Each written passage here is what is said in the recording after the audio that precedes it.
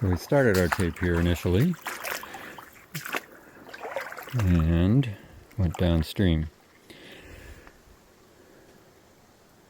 And I ran a tape upstream 100 meters as well. Because I had thought that this was where the log jam used to be that closed off the ditch, and where the channel turned that way to go into the restored channel. This is the unrestored ditch that I'm standing in here. Because it was all looking, this looked, trying to figure out, and so that I thought that it had reoccupied this ditch. It was a reoccupied ditch, and that the restored channel had turned that away across there. But that was wrong, and I figured out I was wrong because I found, I found the property marker up there somewhere, and I knew that was, if it was the one that I thought it was, that I recalled from past years, it was quite a ways upstream from cross-section 12. Cross-section 12 being the downstreammost cross-section, monitoring cross-section in the unrestored ditch, and then cross-section 11 down from there. So I was scrambling around bank, on that right bank, looking for cross-section markers up there. And I could not find any, except a little bit further upstream were the property corner markers. Both the what they call a witness tree and a fence post and a sign saying tampering with these is punishable by a $250 fine or imprisonment or both. And I'm like, well, but so I keep coming down here, and as I'm looking around up there, I'm thinking more that I was wrong initially, that this is where that this is not a reoccupied ditch. This is simply where the channel has been all these years. And finally, as I was walking along that bank there, I found a fence post. Let's see what the distance is. Yeah, just a little bit further here.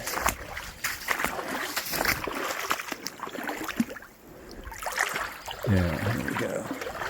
You just see the motion over there. So, unfortunately, the only flagging I have is light green, but you can see it moving in the wind there, moving in the breeze.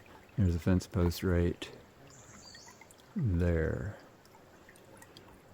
I was like, I don't remember the left bank being monumented with a fence post, but okay, cool. And then I looked over here, and I found the other fence post. And this one has been included in past surveys, including the top of the fence post as a benchmark, and we got that again today.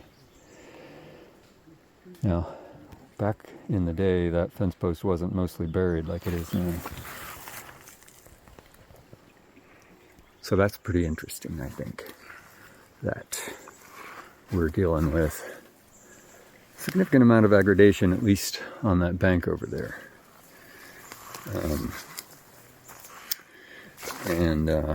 Yeah.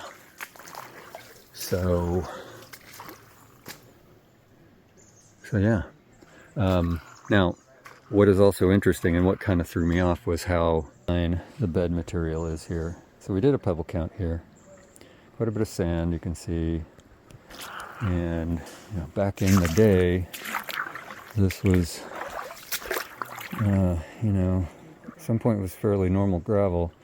Although it did get kind of muddied up, especially down here a little ways, backfilling from the restored channel. That is the artificial channel. This one's artificial too, just older artificial.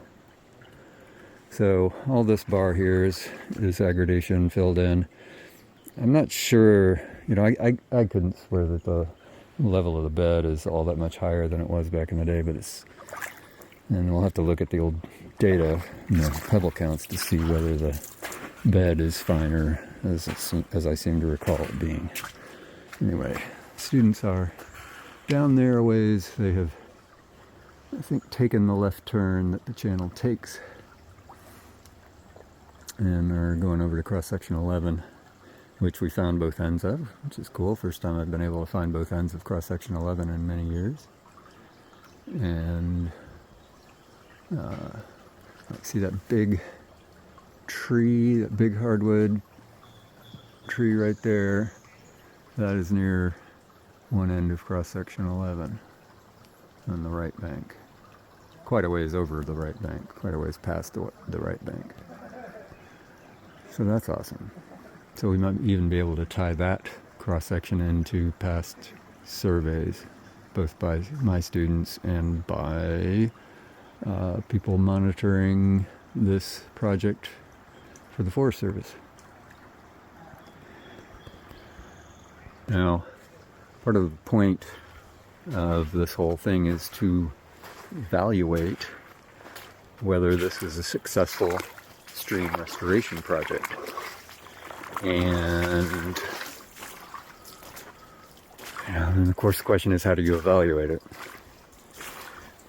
Well, a couple of years ago, I ran rather unfortunately into a property owner over on Hoffman Creek. He was not happy to see me. He was not happy to see my students. He was quite irate, and he jibber-jabbered a bunch of stuff at me. Gave me a lot of talking points to think about, and one of those, in amongst various conspiracy theories, was it's going to take 100 years for gravel to get back through that stream, that creek. And one of the things we've been curious about is gravel getting back into that stream. And I would say, yeah, but it's pretty small gravel. This is already pretty small gravel compared to what we would have seen, or what we did see at Knowles Creek, and what is typical of the Oregon Coast Range. This gravel is quite small. So this is about 120 meters upstream of cross-section 12 at Karnowsky Creek.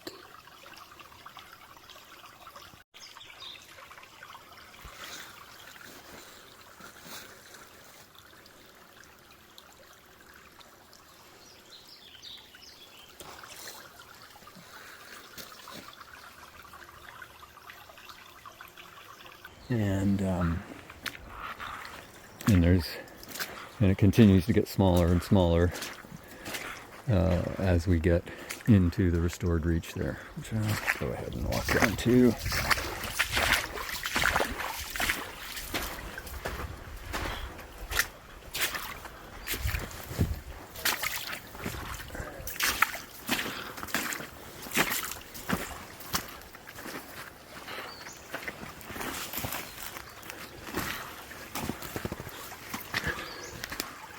Here we go. So there's the actual end of the unrestored ditch. And buried under there somewhere is a log corduroy that they put in to reinforce this area, thinking that it would be vulnerable. Not really. It doesn't seem like they appreciated the fact that it was simply going to get covered with fine sediment. So you can see I'm standing on a mostly sandbar right here. And we get a little bit of gravel here and there. But now we're into mostly sand. And that's just barely into the restored reach. And, and you can see gravel piled up here and there. There's not much of it. And not very big.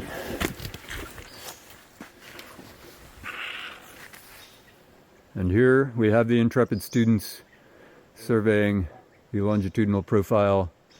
Did you guys already redo the cross section? We're just finishing this part. Cool. Well, let me stop you. Sorry to interrupt. Just figured I'd alert you to the fact that you're on camera. Might be on YouTube. On the famed channel Geomorph Dog. The famed Geomorph Dog channel. Subscribe today! Yeah, do you want me to go past this? The log jam? Yeah, man. Oh, wait, though. Sorry, I screwed you up. Oh, you're good. Anyway, see the big tree over there? That's near one end of cross-section 11. The left bank end is marked by this piece of PVC pipe. And I don't know, there may be another fence post over here somewhere. Might be worth just poking around to see. If so, I think it might have been all the way up at the road over there. I don't know. Anyway, these things are incredibly hard to find unless you just happen to come right up on them, because an old rusty fence post seriously blends in with all of this.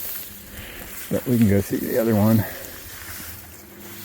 But just to show you that yes, indeed, we found both ends of cross-section 11. Let's see how fine the bed is right here. Of course, there's a little gravel bar there. Little gravel, partly gravel. Got a mud bank here. Not getting younger. Right, there we go. There it is. I'll go ahead and tie a flag on it while we're here. And it's funny because this is where I remember it being. I remember, I'll find this place again because look at the big tree. Could not find it to save my life the last time I looked. And here it is.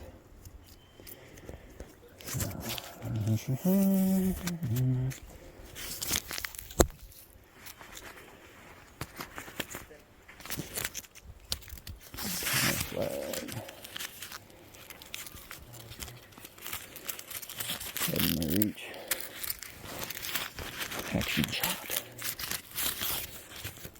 A flag. Secure. On post. There we go. Go ahead and put a square knot in there, don't you think? Don't usually really bother with that. What the hell? Let's get fancy. There we go. Square knot. And the big tree. I guess that's... Oh no, what is that? I don't even know. Is that an ash? It's awfully big for an ash.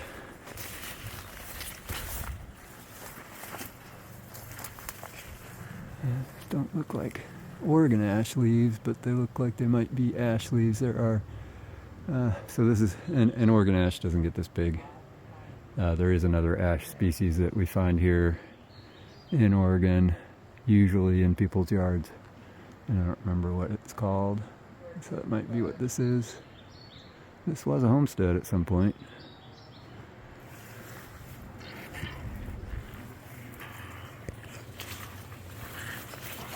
And of course, I could be totally wrong. Maybe that's not ash at all. Don't I? I mean, I know some tree species around here. I know the wild ones pretty well. Red alder.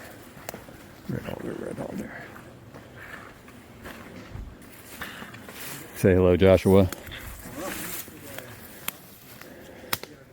Your new resident expert, geomorphologist. You? Anyway, I think that's all I got to say. This is a rather interesting spot of an update on the once and future stream that is Karnowsky Creek. And we might say, when is it to be a real Coast Range stream and not an obviously artificial channel? Don't know. When I say obviously artificial, it's just Why'd you grab the tape? this kind of grain size is just not typical. What? You got it? Yeah. Cheers. I can take that. Cheers.